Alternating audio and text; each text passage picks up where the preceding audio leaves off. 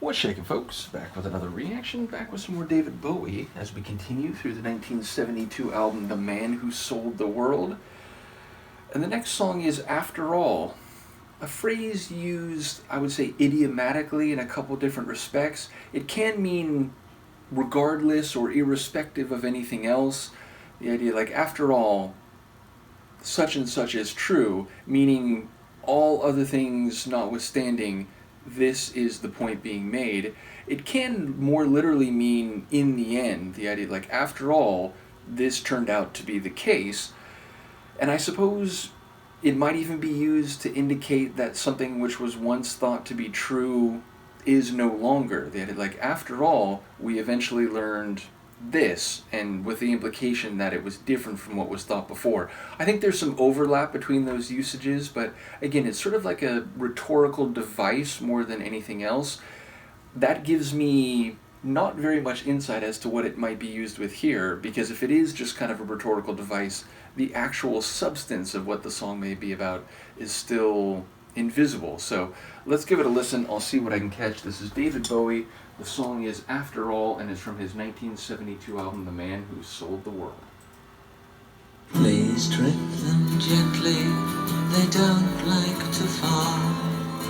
Oh, my jingle. There's no room for anger, we're all very small. Oh, my jingle. Painting our faces and dressing in thoughts from the skies, from paradise. But they think that we're holding a secretive ball. Won't someone invite them? They're just taller children, that's all. After all,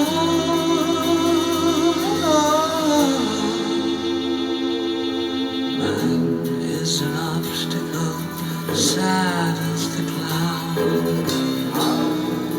My jingle. Settled onto nothing, and it won't let you down. My jingle.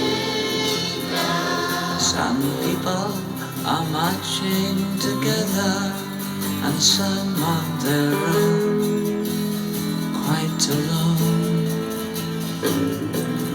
Others are running, the smaller ones crawl, but some sit in silence, they're just older children, that's all. After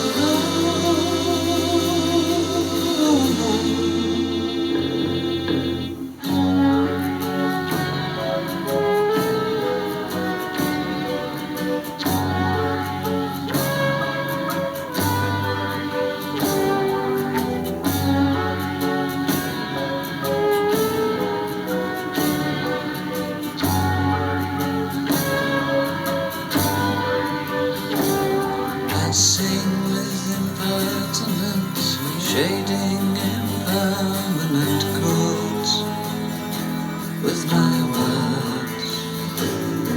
I borrowed your time, and I'm sorry I called, but the thought just occurred, we're nobody's children.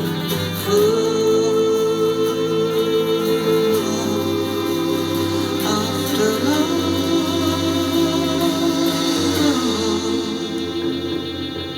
live till your rebirth and do what you will.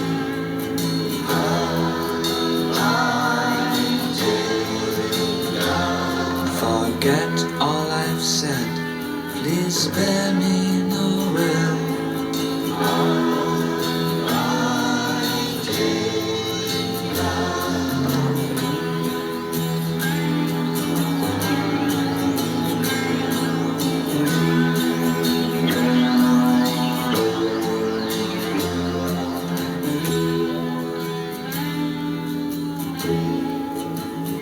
After all,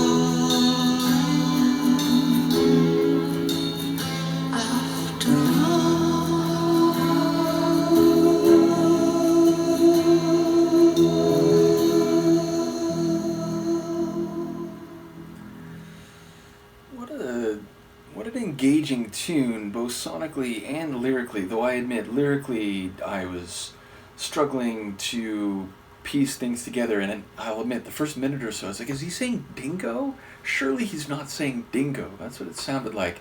But there was a line like, sorry I called, and what was it about your children? Oh, I'm forgetting what that sequence of lines was.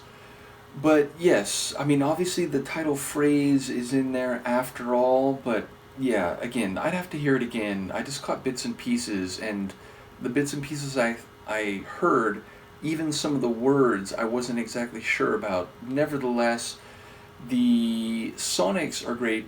I suppose I'll start with the vocals, as they are the vehicle for the lyrics. They were subdued. It felt like his vocals in this one were kind of soft. I mean, the whole track had this other dimensional type of feel to it. Psychedelic, maybe a little bit, not as strongly, I don't know, for lack of a better word, trippy than I might normally mean when I apply the label psychedelic.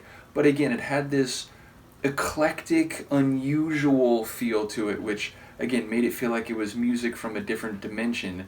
His vocals, again, not particularly powerful or, what's the right word, emphatic, more just like he was kind of coasting along the otherworldly vibes. I mean, admittedly, there were some moments that did stand out, especially that extension at the end. But yeah, like a more nuanced vocal performance. Sonically, I'm like, first of all, I was like, wait, is that a mandolin that I'm hearing? It was like kind of in the background, but I swear that was a mandolin. There's some keyboard lines. The bass had a very prominent sound.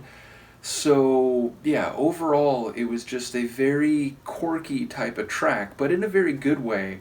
And again, I look forward to hearing any insights people might have about the lyrics. This is the kind of tune that I will re-listen to, and in years past before I started doing videos, I just kind of let the tune wash over me and probably digest another word here, another phrase there, and still maybe not be entirely certain. I mean, even the bits that I did hear on this first listen, they feel like they could be a bit in the abstract, or at the very least ambiguous enough that you could maybe take them in some different directions.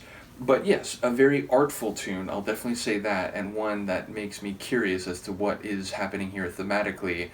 And yeah, again, a very interesting sound relative to the first couple albums, especially relative to the first album, but even compared to the stuff on the second self-titled album, or the Space Oddity album, this one already feels a bit different. So yeah, a cool tune. Looking forward to more of Mr. Bowie. Thank you again to Judith for the other Bowie albums, and just making sure that because some of those were live tracks, which I think is totally cool. But I do get also the idea that a lot of people were saying, it's like, well, first hear the album track, and then if you listen to like a radio performance or something, that's cool. And again, going into those albums, I didn't know, there was no indication, at least that I saw in the metadata, that they would be some live performances. The point is, we'll go through everything in the long run, and I do appreciate Judith for providing the start to this deep dive. In any case, let me know what you think, and I will see you next time. Peace.